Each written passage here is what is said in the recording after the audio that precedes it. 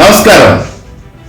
ప్రభు prime political టీవీకి స్వాగతం. నేను మీ డాక్టర్ ప్రభు కుమార్ చల్లగాలి. మరొక అబ్బురపరిచే విషయం, లాస్ ఏంజలస్, లాస్ వేగస్ లాంటి ప్రధాన నగరాల్లో కారు చిచ్చు వల్ల అనేక కుటుంబాలు ఇల్లు వదిలి వెళ్లిపోవాల్సిన సందర్భం కనిపిస్తాయి. రాష్ట్రం మొత్తం కారు చిచ్చు, మంటలు మంటలు మంటలు, కాలి బూడిదైనటువంటి ఇల్లు, శోక సంద్రాల్లో ఆ ప్రజలు. ఇది గమనిస్తా ఉంటే యుగాంతం వచ్చిందా అని కొంతమంది ప్రశ్న వేస్తున్నారు. యుగాంతమా? ఎందుకంటే దేశాలపైన దేశాలు దాడులు చేసుకుంటున్నాయి. ఇజ్రాయెల్, ఇతర దేశాలు, పాలస్తీనా, ఇలాంటి దేశాలపైన రష్యా, ఉక్రెయిన్ వార్స్, తర్వాత భూకంపాలు, జపాన్ అనేక ప్రదేశాల్లో భూకంపాలు కనపడతా ఉన్నాయి.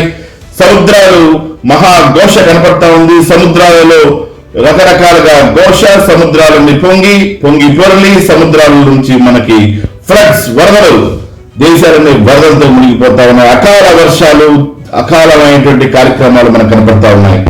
దీన్ని చూసి చాలా మంది యుగాంతం, ఇప్పుడైనా యుగాంతం వచ్చేస్తుందా అనే ప్రశ్నలతోటి రకరకాల ప్రజలు రకరకాలుగా మాట్లాడుకుంటున్నారు.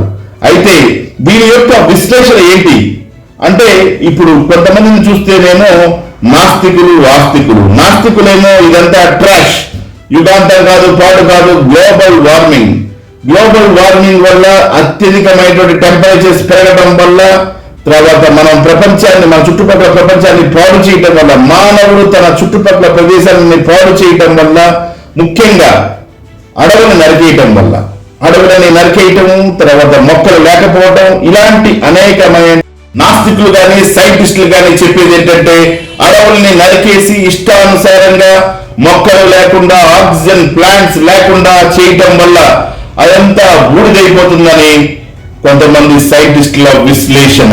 ఈ గ్లోబల్ వార్మింగ్ వల్ల సముద్ర మట్టాలు, ఓషన్స్ యొక్క నీటి మట్టం 2-3 మీటర్లు పెరిగిందనే విషయం మనందరికీ ఆశ్చర్యాన్ని కలుగజేస్తుంది. అనేక అంశాలు కనుక మనం పరిగణలోకి తీసుకుంటే, ముఖ్యంగా ఈ రియల్ ఎస్టేట్ వల్ల, ఏదైతే మనం రియల్ ఎస్టేట్ మన దేశంలోనే కాదు ఇతర దేశాల్లో కూడా, అమెరికా, ఇతర దేశాలు మొత్తం కూడా ఈ రియల్ ఎస్టేట్ పెరిగిపోవడం వల్ల మనమే మన చెట్లని, మన అడవి ప్రాంతాన్ని నాశనం, ధ్వంసం చేయడం వల్ల అక్కడి నుంచి రకరకాల బ్యాక్టీరియాలు, వైరస్లు, గబ్బిలాల యొక్క వైరస్లు అన్ని కూడా జీవన స్రవంతిలో కలవడానికి అవకాశమైంది.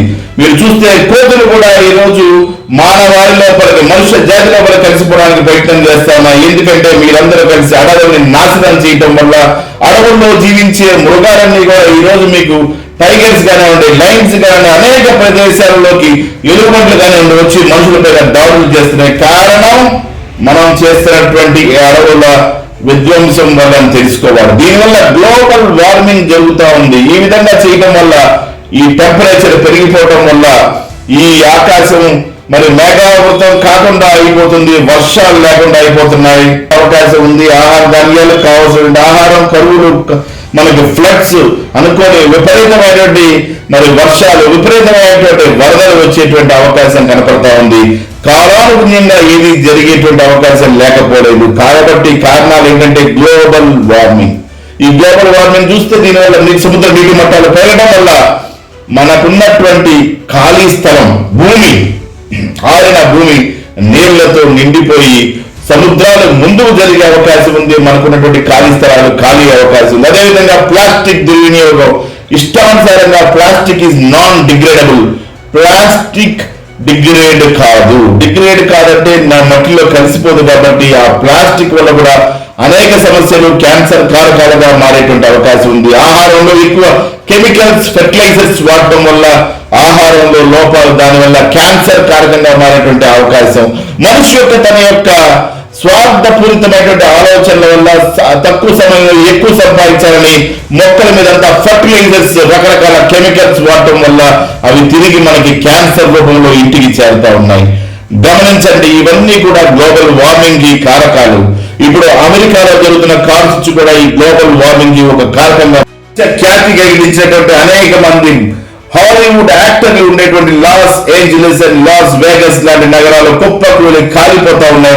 నగరాలు రాష్ట్రం మరి అట్టుడిగిపోతుంది, మంటలతో చెలరేగిపోతుంది, మంటలతో కాల్చివేయబడుతుంది, దహించవేయబడుతుంది. కారణం మనం చేస్తున్నటువంటి గ్లోబల్ వార్మింగ్ అని అందరూ గుర్తు పెట్టుకోవాలి.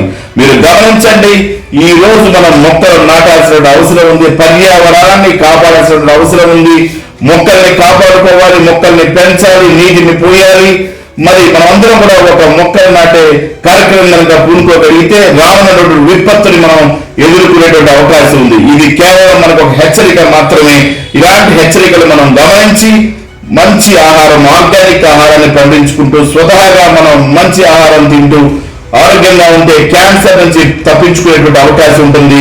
గమనించండి, అడల్ట్రేషన్ ఫుడ్స్ లేకుండా ప్లాస్టిక్ వాడకాన్ని తగ్గిస్తూ ఉంటే తప్పకుండా మనం ఈ విపత్తులోంచి బయటపడచ్చు. గమనించండి, మీరు చూస్తే ఈ రోజు అమెరికాలోని ప్రధానమైన నగరం కారు చిచ్చు వల్ల కాలిపోతా ఉంది. ఆ కారు చిచ్చే ఈ రోజు పెను సంచలనంగా మారి పెద్ద మంటలుగా మారి ప్రతి అందమైనటువంటి ఇంటిని దహించి వేస్తుంది, కాల్చి వేస్తుంది. కాబట్టి జాగ్రత్త పడతారని నేను మీ డాక్టర్ ప్రభుకుమార్ చల్లగాలి, ది పొలిటికల్ అనలిస్ట్.